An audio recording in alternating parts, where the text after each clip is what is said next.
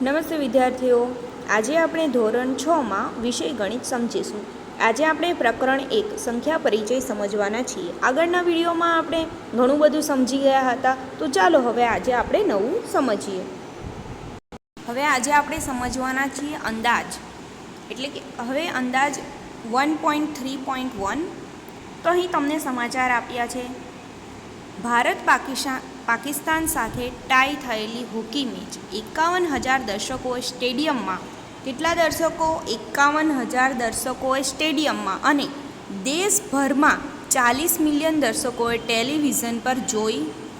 દેશભરમાં એટલે કે આખી દુનિયામાં. ટેલિવિઝન એટલે કે ટીવી પર, તમે ઘરે બેઠા ટીવી પર જે મેચ જુઓ છો ને તે દુનિયાભરમાં ટીવી પર કેટલા લોકોએ જોઈ છે? 40 મિલિયન લોકોએ. એટલે અહીં સમાચાર આપવામાં આવ્યા છે કે તમે પણ ન્યૂઝ ચેનલ ચાલુ કરો ત્યારે નીચે સમાચારનું બોર્ડ પડતું હોય અથવા જે સમાચાર બોલતા હોય તે રીતે સમાચાર આપવામાં આવ્યા છે. ત્યારબાદ બીજો સમાચાર છે કે ભારત અને બાંગ્લાદેશના તટવર્તીય વિસ્તારોમાં એક ચક્રવાત વાવાઝોડામાં અંદાજે 2,000 લોકો માર્યા ગયા હતા અને 50,000થી વધારે લોકો ઘાયલ થયા હતા. ત્યારબાદ ત્રીજા સમાચાર છે કે દરરોજ 63 કિલોમીટરના રેલવે ટ્રેક વડે 13 મિલિયનથી વધુ મુસાફરો મુસાફરી કરે છે. શું આપણે કહી શકીએ કે આ સમાચાર વસ્તુઓમાં નોંધાયેલી સંખ્યા વાસ્તવિક સંખ્યા બરાબર હશે? દાખલા તરીકે હવે જો અહીં તમને પ્રશ્ન પૂછ્યો છે કે જે આ નોંધાયેલ સંખ્યા, જે આપણને સંખ્યા નોંધવામાં આવી છે કે 51,000 દર્શકો છે, 40 મિલિયન દર્શકો છે, આ રીતે જે સંખ્યા નોંધવામાં આવી છે તે નોંધાયેલી સંખ્યાની જે વાસ્તવિક, તો શું એ વાસ્તવમાં જ એટલી જ સંખ્યા હશે એવો પ્રશ્ન પૂછ્યો છે. તો પહેલો સમાચાર હતો તે પહેલા સમાચારમાં અંદર આપ્યું છે કે પહેલામાં ત્યાં સ્ટેડિયમમાં બરાબર 51,000 દર્શકો હતા એવો પ્રશ્ન છે, અથવા 40 મિલિયન દર્શકો ટેલિવિઝન પર મેચ જોઈ હશે એ પણ એક પ્રશ્ન પૂછ્યો છે. એ દેખીતી રીતે નહીં. આ અંદાજિત શબ્દ બતાવે છે કે લોકોની સંખ્યા આ સંખ્યાની નજીક હતી. એટલે લોકોની સંખ્યા છે ને આ સંખ્યાની નજીક હતી. એક્ઝેક્ટ સંખ્યા નથી, પરંતુ તેની નજીકની સંખ્યા છે. સ્પષ્ટપણે 51,000 કે 50,800 અથવા તો 51,300 હોઈ શકે છે. એટલે જુઓ, અહીં તમને જે ઉપર 51,000 આપવામાં આવ્યા છે તે 51,000 તે છે ને તે 50,800 પણ હોઈ શકે છે તેની સંખ્યા, અથવા તો 51,300 પણ હોઈ શકે છે, પરંતુ 70,000 નહીં. એટલે આ એની નજીકનો આંકડો હોઈ શકે છે. 51,000 આપ્યો છે તો 50,800 કે 51,300 હશે, પણ એટલા બધા વધારે પણ નહીં હોય, 70,000.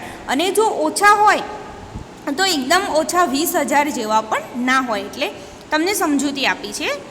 40 મિલિયનનો અર્થ એ છે કે 39 મિલિયન કરતાં પણ વધુ, પરંતુ 41 મિલિયન કરતાં ઓછું, પરંતુ ચોક્કસપણે 50 મિલિયન નથી.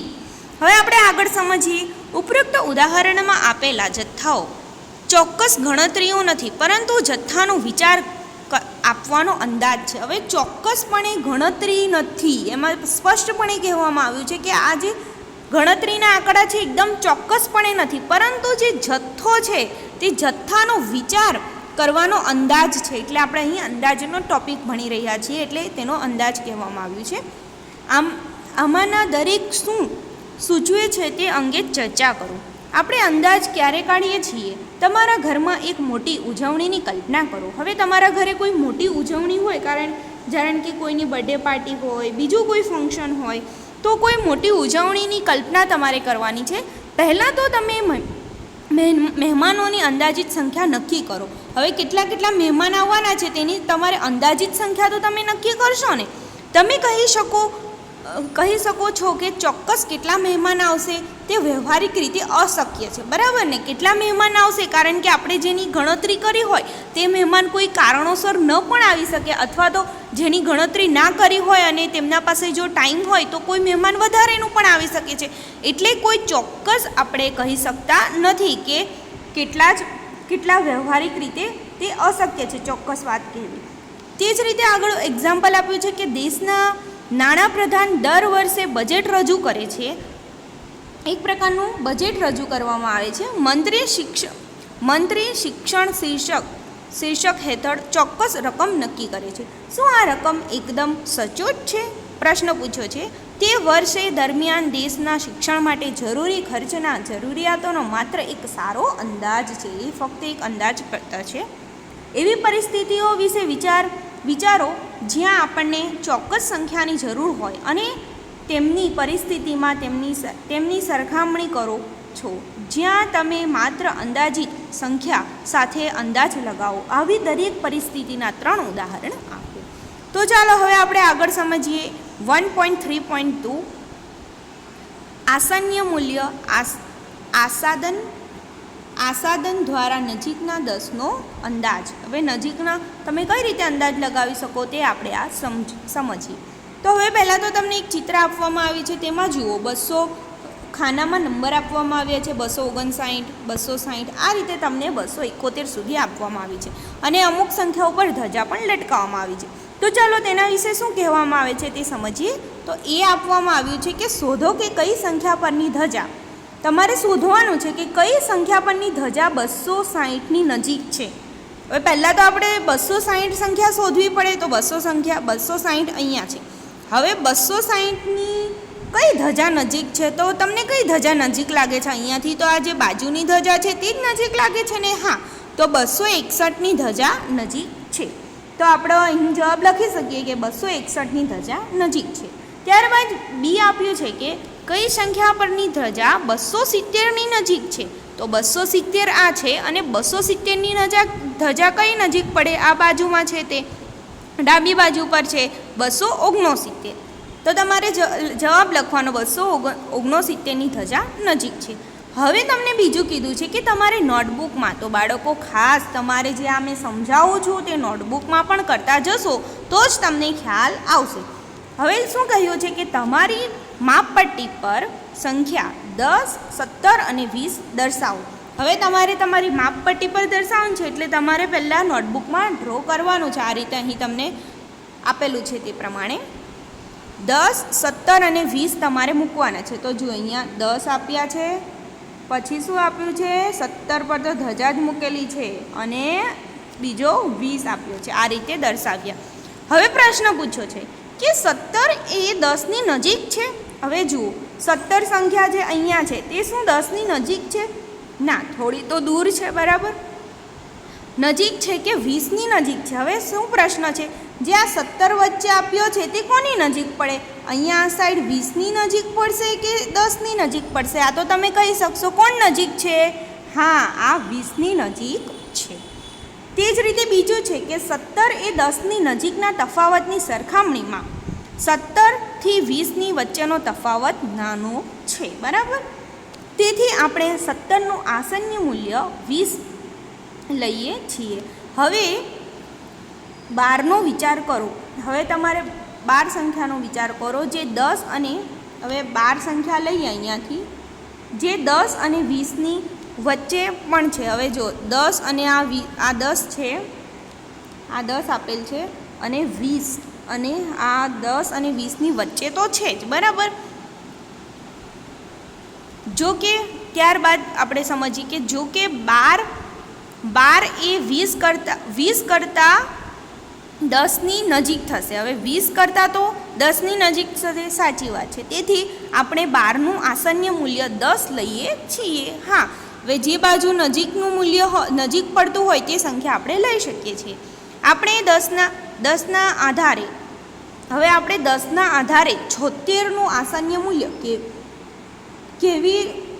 કેવી રીતે મેળવશું? તે 80 નથી? હા, તો તે 80 જ આવશે. આપણે જોયું કે 1, 2, 3 અને 4 સંખ્યા 10ની સાપેક્ષે 0ની સરખામણી છે. તેથી આપણે 1, 2, 3 અને 4 માટે 10ના આધારે આસન્ય મૂલ્ય 0 લઈશું. ત્યારબાદ આપ્યું છે કે 6, 7, 8, 9 સંખ્યા 0ની સાપેક્ષે 10ની નજીક છે. તેથી આપણે 6, 7, 8, 9 માટે 10ના આધારે આસન્ય મૂલ્ય 10 લઈશું.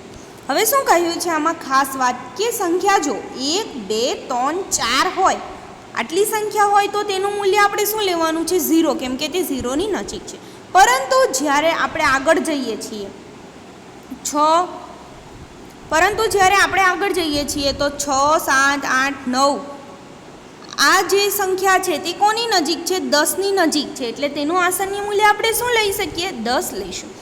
સંખ્યા 5 બંને, હવે જો તમને એમ થશે હવે સવાલ કે 1 થી 4 લઈ લીધી, 6 થી 10 લઈ લીધી, તો આ 5 તો બાકી જ રહી ગયો. હવે ટીચર 5માં શું લઈએ? તો તેના માટે પણ કહ્યું છે કે સંખ્યા 5 બંને 0 અને 10ની સમાંતરે છે. આથી સામાન્ય પ્રથા મુજબ 5માંથી 10ના આધારે આસન્ય મૂલ્ય 10 લઈશું. હવે સામાન્ય પ્રથા છે કે 5 હોય એટલે 5 માટે 10ના આધારે આસન્ય મૂલ્ય લેવું પડે, કે 5 ઉપરની સંખ્યા છે એટલે તેમાં પણ 10 જ લેવાનું. હવે બાળકો આપણે આગળનો નેક્સ્ટ વિડીયોમાં સમજશું. હવે બાળકો જુઓ, આપણે આટલું તો સમજી ગયા ઘણું બધું. હવે આજે આપણે હોમવર્કમાં શું કરવાનું છે તેની પણ વાત કરી લઈએ. તો હોમવર્કમાં આપણે HWમાં જે આ પ્રશ્ન છે પ્રયત્ન કરો પ્રશ્ન આપ્યો છે તે જ હોમવર્કમાં કરવાનો છે. શું કહ્યું છે કે આ સંખ્યાઓનું 10ના આધારે આસન્ય મૂલ્ય શોધો. હવે 10ના આધારે શોધવાનું છે તો જુઓ, તો આપણે એક સાદી રીતથી સમજી જઈએ કે હું તમને એક્ઝામ્પલ સમજાવું છું એક પછી બીજા, બધા જ તમારે ઘરેથી કરવાના છે અને હોમવર્ક ખાસ તમારે મોકલાવવાનું પણ છે, એટલે વિડીયોમાં ધ્યાનથી સમજવું. હવે આપણે સમજી ગયા તે પ્રમાણે 1, 2, 3, 4 આટલી સંખ્યા એકમના સ્થાન પર હોય ને તો તમારે તેનું આસન્ય મૂલ્ય 0 લેવાનું. ત્યારબાદ 5માં પણ શું? 5માં તો શું આવે? 10 આવે, એટલે હું લખું 6, 7, 8, 9 આટલું હોય, આ એકમનું સ્થાન આ હોય તો તમારે 10 લેવાનું. એનું આસન્ય મૂલ્ય 10 પ્રમાણે ગણવાનું. 5માં પણ 10 લેવાનું. હવે તો અહીંયા 28 છે, તો 28નો એકમનો અંક શું છે? 8 છે, તો 10 પ્રમાણે લેવું પડે. તો હવે આપણે 28 છે તો એની આગળ શું થશે? પહેલાં તો 0 પ્રમાણે લેવાનું છે ને આગળ એક ઉમેરી 30 થઈ જશે. 28ની નજીક શું આવે? 30 આવે. આગળ જઈએ તો 0વાળી સંખ્યામાં 28, 29 ને 30. તે જ રીતે 32 છે તો 32નું શું આવશે બોલો તો? 32નું પણ તમે એકમનો અંક શું છે? 2 છે, એટલે 0વાળી સંખ્યા લઈએ પહેલાં, આગળ જવાનું. તેની આગળ જશે તો 30 જ આવશે તેની નજીકમાં પણ, એટલે આ રીતે થશે. ત્યારબાદ અહીંયા 52 આપેલું છે તો 52માં પણ તમે શું કરશો? નજીકની સંખ્યા 50 છે તો તેમાં પણ 50 આવશે. આ રીતે તમારે નજીકની સંખ્યાઓ શોધીને લખવાની રહેશે, એટલે આ જ તેનું આસન્ય મૂલ્ય કહેવાશે. તો તમારે HWમાં શું કરવાનું છે? આટલી જે સંખ્યા છે ને આ બધી સંખ્યાનું આસન્ય મૂલ્ય શોધીને લખવાનું રહેશે. આ તમારું આજનું હોમવર્ક છે.